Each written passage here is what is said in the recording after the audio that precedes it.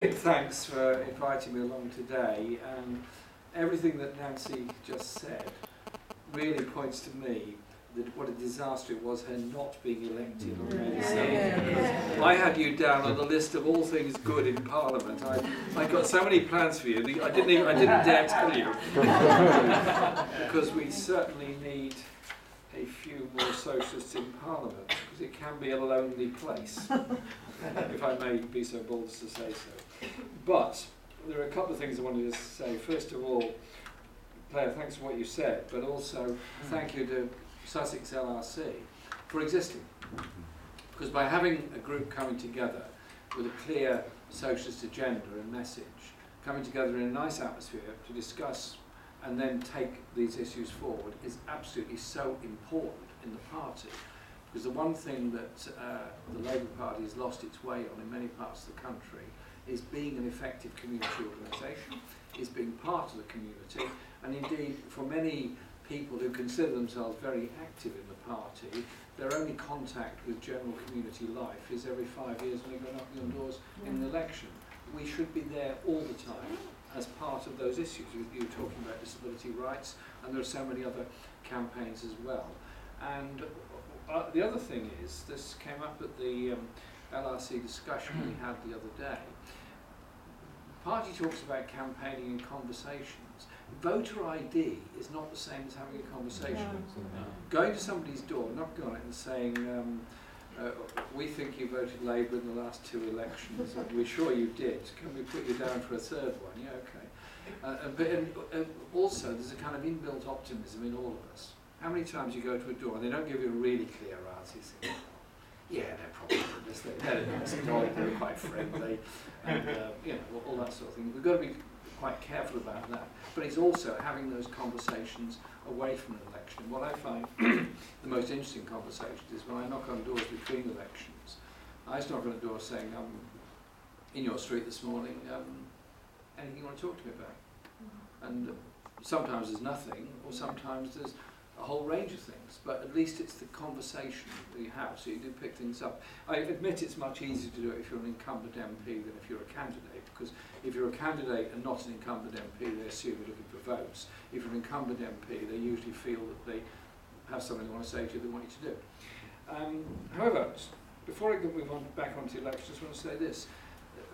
Joy is here today, and I want to say a big thank you to Joy Hercombe, not just for the work she's done on Shaka Amir, but all the other campaigns she's been involved over Guantanamo Bay, going right back to Birmingham 6 and the miners' strike, and so many other things.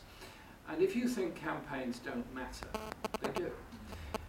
Joy and colleagues founded the Shaka Amir campaign. He, as you know, is the last British resident left in Guantanamo Bay. He's not British national, he's British resident. And they founded the campaign, monthly demonstrations outside Parliament, public meetings, letters and petitions, and they got in touch, and we then set up a all-party parliamentary group, which to my astonishment we managed to get 40 MPs to join as a result of the campaigning done by Joy and others. And we set up this parliamentary group, and we did 2 things. One is we managed to put, after John, myself and a few others had been to the Backbench Business Committee in Parliament and demanded a special debate on Shaka Amir. We got a 1-day debate on Shaka Amir on the floor of the House of Commons, which was a big achievement actually. I did rant at them for quite a long time to get them to do it, but they did it, so well done the Backbench Business Committee. Yeah, all hail the Backbench Business Committee. They've all gone, they've got to be re-elected, it's okay. And then we got that vote through unopposed, and so it's a decision of the House of Commons, so the British House of Commons supports the release of Shaka Amir and his return to Britain. We then agreed to send a delegation to the USA, and I've just come back this morning from that delegation, and four of us went to Washington. There's 2 Conservative MPs, Andrew Mitchell and David Davis, and 2 Labour MPs, Andy Slaughter and myself. And we had meetings with 8 different senators and the State Department, as well as a number of other lawyers and so on over the couple of days we were in Washington. I hope, well, I'll say more about it when we have a proper report back meeting, but I hope it's all had some effect. That they were a range of senators. I must say it was slightly odd sitting in the office with Senator John McCain discussing Guantanamo Bay. And he had a long briefing in front of him about me. So I'm sort of looking at him like this. But we kept to the subject of Guantanamo Bay, and we kept to the subject of Shaka, and we did the same with all the other senators we met. We were very focused on what we were doing, and I hope it has an effect. We've done everything we possibly could, and there's been a lot of social media commentary on it. So, Joy, thank you very much for that and everything else you've done.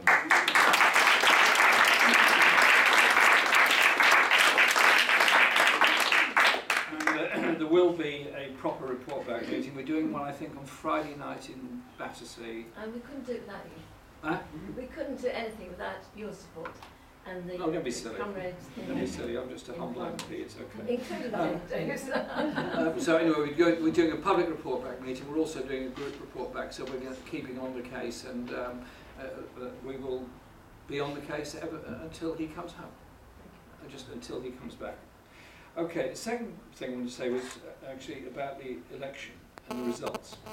First of all, there's nothing uniform about election results at all, except that everybody was surprised. The idea that the Tories thought they were going to win with an overall majority is complete nonsense, because they'd already appointed a negotiating team with the anticipation of a hung parliament and searching for coalitions and things like that. They'd already done all of that.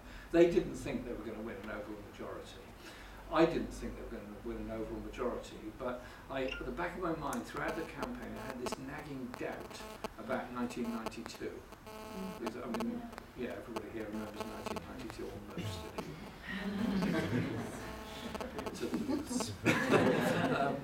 In 1992, and I just remember during that campaign thinking, yeah, we're going to win. And then two things just stuck in my mind. Remember, I'm campaigning in an area that's very strong for Labour. Somebody said to me, that Sheffield rally, that must have cost you a lot of money, and what a waste. Yeah, it was, you're right. That's what I said to the person who told me this. The next one was the day before polling day, somebody said, yeah, it's all very well what you're saying, but we've got to think about taxes. And I just thought, well, if they're saying that to me, and these were people that I generally assumed to be Labour supporters, then they were probably actually speaking on behalf of a large number of others. And I just had this slight doubt throughout the campaign that the individualism of the presentation by the Tories and the sheer nastiness of the presentation by UKIP was underreported in the opinion polls, because people didn't want to be seen to be supporting UKIP or the Tories and weren't prepared to say so to opinion pollsters. And I think we've got to be quite sanguine about that and reflect on that. The second is the patchiness of the results and the voting intentions. There's an awful lot of analysis being done. We got a big swing to Labour amongst young voters across the whole country. Huge swing to Labour amongst young voters. The problem is, amongst the under 25s, there was only a 43% turnout in the elections. Amongst the over 65s, there was a 70% turnout in the elections. 70% reflects also a very big spurge of Tory votes within that. There are also huge regional differences. In London, generally speaking, there was a big swing to Labour. There were very good results. In the case of my own constituency, I was astonished at the size of our vote. It's the highest ever vote we've ever had in any election in Islington, the highest ever majority that anyone's ever had in Islington ever since time began. And for the first time, our turnout in the election was higher than the national average. That's never happened before. We were 2 points above the national average turnout, which was quite astonishing to me that has happened. But then you look across England and you see amazing patches. I mean, for example, we gain a constituency in Wolverhampton. 20 miles away in Telford, we lose. 30 miles up the road, we win in Chester, which I don't think was in anybody's high-level radar, and so on. There was sort of patches all over the country, which is very, very strange and needs to be looked at a lot more. Scotland is a slightly different issue. Maybe we can come on to that in discussion. I'd be very interested to hear what people want to say about that. But I would say there are two issues that had an effect on our vote. The first one is the message on austerity. Now, Ed did really well on 0 hours contracts, on workplace rights, on apprenticeships, training and all that. And we were twinned with Hornsey and Wood Green, my constituency, so we spent a great deal of time, and we sent an awful lot of party members to help in Hornsey and Wood Green. I went there when Ed arrived. He did this very short, very effective speech from outside the bus. He just in 5 minutes talked about cost of living, 0 hours contracts, rights at work, young people. That was it. That was all of it. And it had a real resonance with a lot of young people just wandering about and stopped to listen to him. It was really good. But then you go home, turn on the news, and you've got Ed Balls prattling on about how we really are very nice towards business and how we are really a very business-friendly party and how we are going to continue with this level of difficult decisions when we're in government. And my mind goes back to the first day I was elected to Parliament in June 1983. I went into the members' tea room, sat down with Joan Maynard. Remember Joan Maynard? Yeah. Lovely Joan Maynard. She sits there, she says, "Now Jeremy, one word of advice to you." I said, "What's that?" She said, "If anybody talks about tough decisions, it's the workers who are losing." Yeah. Just remember that. And she was so right. So they never talk about tough decisions the other way. It's always the workers who are losing in that. And that really gnawed at our support. It gnawed at our support because were we able to say that public sector jobs are going to be protected? Were we able to say the wage freeze in the public sector was going to end? Were we able to say there wasn't going to be still big cuts, particularly in inner city and poor areas, and that include Brighton in that, local government spending, with the spending plans that Ed Balls had brought forward? And just before the election, we had a 2-hour meeting with him, an hour and a half, 2 hours, something like that, of London MPs with Ed Balls. And I raised the question, I said, "Well, look, Ed, what are you going to do about local government spending? My borough has lost half of its central government grant." I said, "You cannot just pretend that it's going to carry on as normal. Our services will be destroyed." The council has managed to get through the last 5 years, but it's get through more than anything else, and you've got to do more than that. And I think that gnawed at our support and enabled 2 things to happen. One was some of our supporters to vote Green or vote SNP on the basis that they were anti-austerity parties and we were not. It was quite an interesting debate and argument about that. The other was to give traction to the whole immigration debate that UKIP had been pushing, that somehow or other all the problems of housing, of education, of GPs waiting times, of hospitals, whatever you want to be, was all down to immigration. And then that stupid, offensive mug that they brought out. I wish I'd brought one just to smash it, actually. I mean, I just wished I bought the whole damn lot, actually, for that purpose. I think that was very, very damaging indeed. And why was it left to the Joint Council of Welfare of Immigrants and a number of other very worthy civil society groups to do a brilliant poster campaign on the value of immigration and what's been achieved by immigration to our society and how much we depend on migrant workers? And as an aside, I was at a Congolese funeral this morning with a very nice fellow in my constituency who died unexpectedly and suddenly, a Congolese guy who did a great deal in the community. And the service was absolutely packed full. And they were all people from the Congo. And talking to them, they just felt angry at the way their efforts to work in Britain, the contribution they were making, was completely devalued all the time. And they looked to us as the Labour Party to support and recognise and defend them and work with them, not to join in this whole nonsense that immigration is the problem.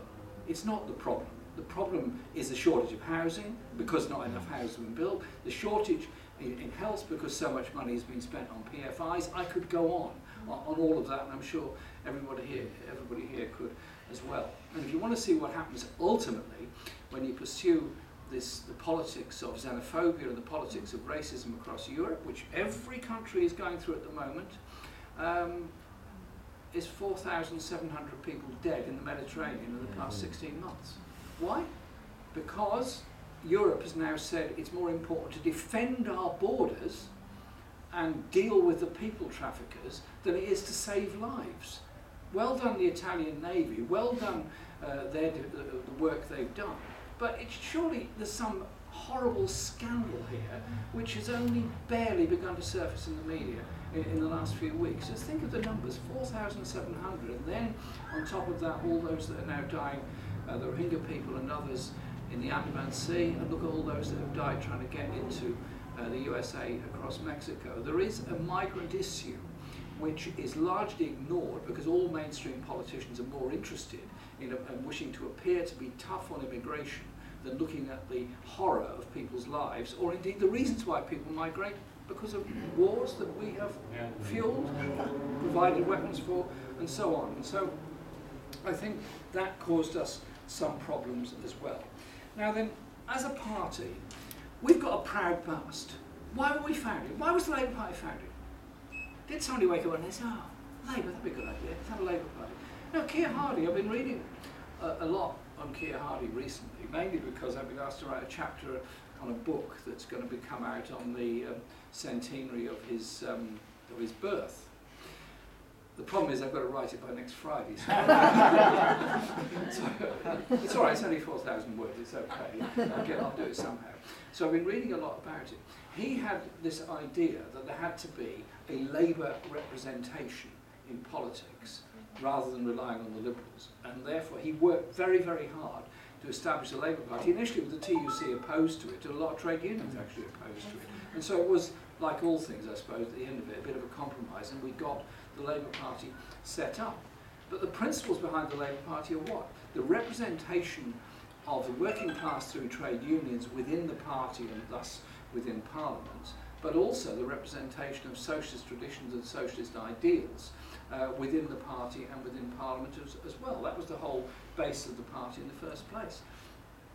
And so the idea that the campaign we just fought in the general election was too left-wing is something that I'm finding very hard to understand. People are saying to me, some people living on the doorstep said, well, you know, I'll vote for you, but I'm a bit worried about the party being going so far to the left. So I said, well, I'm not quite sure how to respond to that, because I wish it'd go a lot further to the left. Said, yeah, I know you would, and I'd be happy about that, but not that long. And sometimes conversations on the doorstep can be slightly contradictory. But I didn't see that issue at all. I just saw a lack of clarity in the message that we were putting forward. We don't have to apologise for being the Labour Party. We don't have to apologise for being involved with the trade unions. We don't have to apologise for our socialist ideas. We could be proud of them. We should be very proud of the fact that we founded the National Health Service, that we founded the welfare state. We did a great deal on council housing and so many other things. Stop apologising for it. Essentially, the Tory message is one about individualism, profit at the expense of others. The Labour message ought to be one about community and striving to achieve for everybody, not just for the individual. Surely that's our part. Once we start saying, well, we're actually in favour of people being extraordinarily rich, we're in favour of people exploiting others for their own ends, then we cease to exist as a party. If we cannot put forward a coherent community message, a coherent message about the kind of society we want to live in, then what is the point of the Labour Party existing at all? And so I conclude with these ideas, because I can see Claire's being slightly concerned about the time, which is right to be as well. A number of things.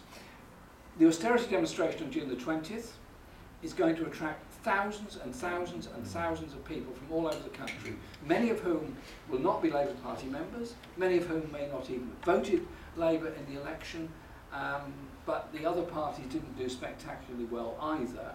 We've got to be there, we've got to be part of that organisation, part of that demonstration and part of that debate. And those of us in the Socialist Campaign Group in Parliament are going to the post-Queen's Speech anti-austerity meeting on Wednesday night at the Emmanuel Centre in Westminster to show our support and our solidarity, and we will be at the demonstration on June the 20th. Secondly, we've got to be very specific in joining in all anti-racist campaigns and change the debate and change the narrative and change the whole issue about immigration and stop conceding the ground to UKIP and conceding the ground to the racists. And thirdly, the Tories are going to propose, I suspect, in the Queen's speech on Wednesday, abolition of the Human Rights Act, removal of the European Convention on Human Rights from British law. They're going to propose a whole lot of other stuff as well. We've got to be right in there defending the Human Rights Act. It was one of the very best things that was done during the period of the last Labour government. It was one of the few pieces of legislation that was introduced I was actually proud to vote for in that Parliament, and it's a great achievement. And if we allow the big lie, the controversial Human Rights Act, the discredited Human Rights Act, the dangerous Human Rights Act, the useless Human Rights Act, the Human Rights Act that's a threat to all of us. That is what's subliminally written day in, day out in the Telegraph, the Times, the Mail and the Express and the Evening Standard, all the time. That goes on, just like the big lie that somehow or other Labour caused the crisis in 2008. Once you allow people to say unchallenged this stuff all the time, it becomes a fact. And it becomes very hard to defeat that fact. And so we're going to have to be involved in a very strong campaign on that. Last 2 points, if I may. A lot of people have joined the Labour Party since the election. The membership has gone up by about 10%, I think, since May the 7th, which is very interesting. In my own constituency, we now have nearly 1,300 members in my constituency. We had a big increase in members during the campaign, and since then, I haven't met all the new members. I don't suppose anybody has, and I'm not unclear as to all the reasons for joining. I'm delighted they have. I welcome all of them into the party. People joining a party that's just lost an election are joining for a reason, and I think the reason is they want to see a party stronger, more determined, more principled, and more able to take on the Tories in what's going to happen, which is going to be some horrible days in the next 5 years. Last point, absolutely last point, is don't forget the international context in which we work. In addition to going to Washington for the Shakramir campaign, I then went for 2 days to New York for the Nuclear Non-Proliferation Treaty.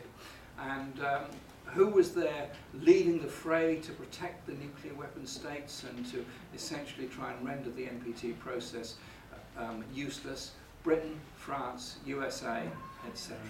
The nuclear weapon states were busy doing that. And so we have an issue here. We spend far too much on defence already in this country. We've created a lot of crises around the world by the wars that we've been involved in. We need to have a serious alternative international strategy. And the Stop the War International Conference on June the 6th, so I hope many of you will attend that. It's going to be a one-day conference at the TUC, very large number of people expected at it. Good opportunity to debate and discuss all of these kind of issues and make it relevant to all the political arguments we're having at this time in the Labour movement and the Labour Party. I'm sorry that Nancy wasn't elected as the MP for Brighton, but you will be elected, Nancy. We're going to be there together, okay. Is that agreed? Everybody agreed on that? Thank you. And well done on the fantastic campaign that you fought here. This is a time for reflection, but a very brief time for reflection, because we've got to be out there seriously defending the National Health Service, defending all the things that we believe in, and leading a fight back. They haven't got a big majority, they're not that confident, they're going to be very divided in lots of issues. We can exploit those divisions, we can exploit that lack of confidence, and we can start to get some wins over the next few months and few years. So we will come back and we will defeat them, and we will then be in a position to bring in the kind of legislation that we want. But you've got to challenge the power in society. That means not accepting austerity, it means offering something entirely different. Thank you very much.